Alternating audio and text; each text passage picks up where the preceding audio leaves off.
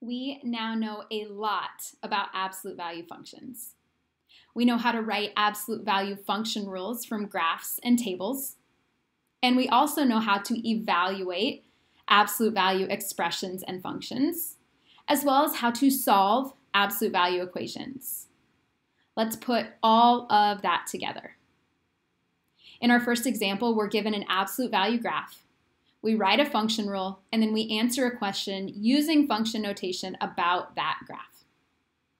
Let's write the function rule first. When we're given a graph, we need to first identify the vertex. The vertex here is x equals -3, f of x or y equals 0.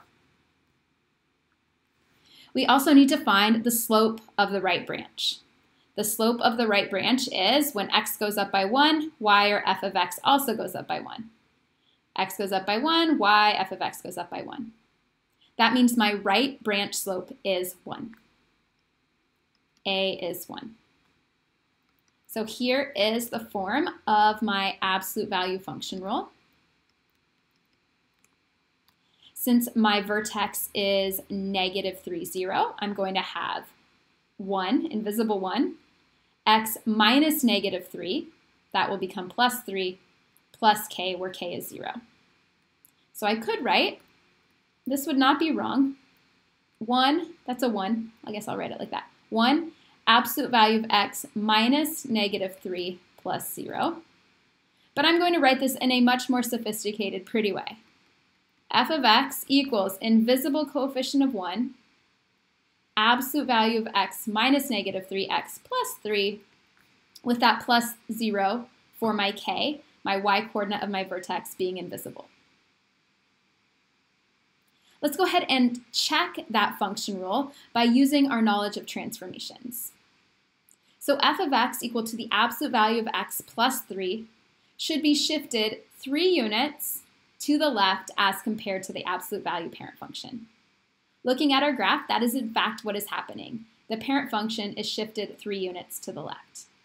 I'm therefore really confident with my function rule. Now I'm being asked a function notation question. Find the input x when f of x equals 2.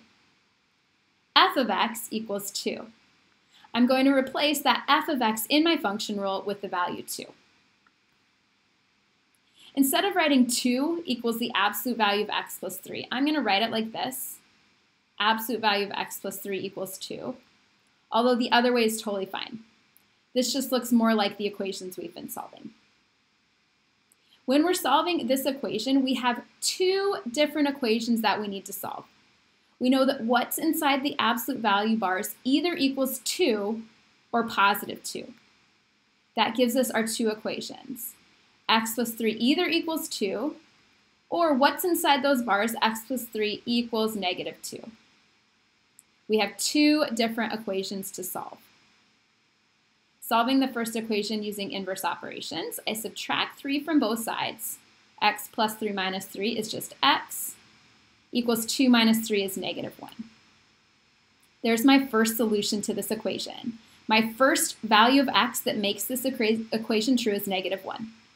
-1 plus 3 is 2, and the absolute value of 2 is 2.